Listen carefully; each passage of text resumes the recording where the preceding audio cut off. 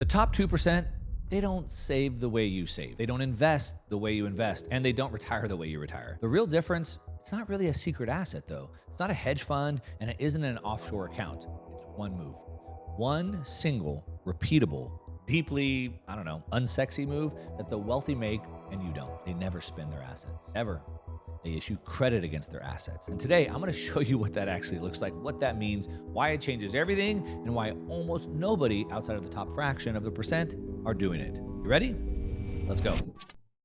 Now, before we can get into how they do this, and maybe why you might want to copy them, other than why copying success is always a good thing to do, let's talk about what? Let's talk about what they're trying to save themselves from. So what happens is assets are hopefully growing if you make the right investment assets, and they have what's called compound annual growth. So they're compounding. Compounding means that it's growth on top of growth. Now, most people don't understand this. The human brain really makes it difficult to even comprehend what this means. Now, Einstein called the compounding the eighth wonder of the world. He said that those who know it earn it, and those who don't know it, they pay it. So what that means is there's no standing still in this life. That means that you're either growing your wealth or you're giving your wealth up. You're either earning it or you're paying it. And again, the human mind can't understand this.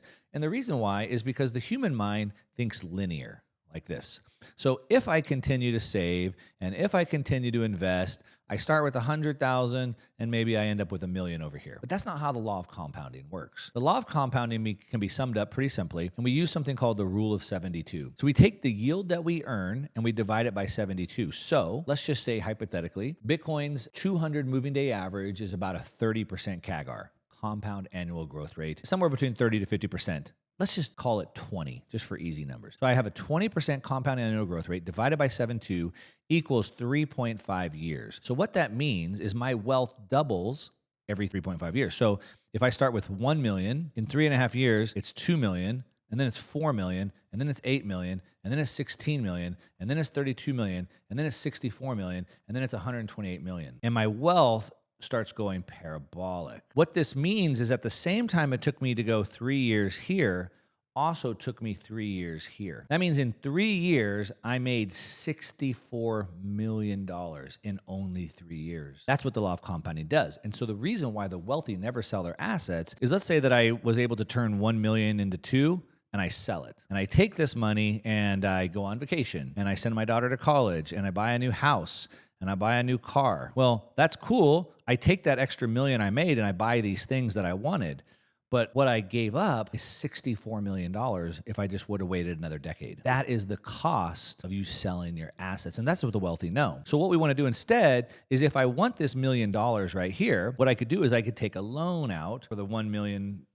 Now, of course, I have to pay back this loan. This could cost me 7 to 10%. But again, we've established this is going up by 20%. So if this is going up at 20%, but I have a loan at 10%, I'll take that deal every day. As long as this asset continues compounding faster than the rate of the debt that I have to pay, I'll want to do that forever. Now, one question that people would typically ask me, which is the same thing, at what point do I pay that loan off? And again, I'll reiterate, as long as the asset is continuing to go up faster than the rate of debt, why would I ever want to do that? Now, while this may sound foreign to you, that might just be because of the people that you hang out with or the advisors that you have. This is not an underground tactic that people don't know about. It's just a tactic that the wealthy use, the billionaires use, and you maybe don't hang out with that many billionaires. But let me point to the fact, here's a Forbes article that I was recently reading where it shows that the richest people in the world can access billions without selling their stock. As a matter of fact, 50% of Fortune 500 CEOs, not a small number, half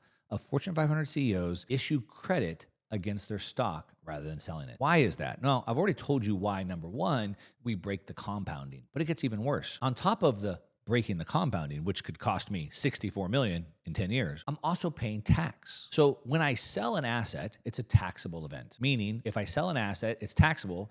If I make a profit, I pay the tax. If I take a loss, I could claim that back on my taxes. It's a taxable event. Debt is never a taxable event. So if I'm one of the wealthiest CEOs in the world and I want to have money to buy a new house or buy a new company like Elon Musk did when he borrowed against SpaceX to buy Twitter, for example. So I want to buy a company, I want to buy a house, I could sell the stock. But the problem is, let's say that I need $1 million. I might have to sell $1.5 million worth of stock to get the million I need. Versus what I could do is I could issue credit against the asset that I have. So I could take a $1 million credit line against my stock portfolio. Now I pay zero tax on that because, of course, debt is not taxed. Debt is not a taxable event. So I can access what I call renting the liquidity. I can rent the liquidity against the asset without giving the asset up. It allows me to save on the taxes, and it allows me to hold the asset to continue to compound forever. All right, now just a quick warning here. Sure, while 50% of Fortune 500 CEOs do this, and the fact that other people can do it means that you can as well,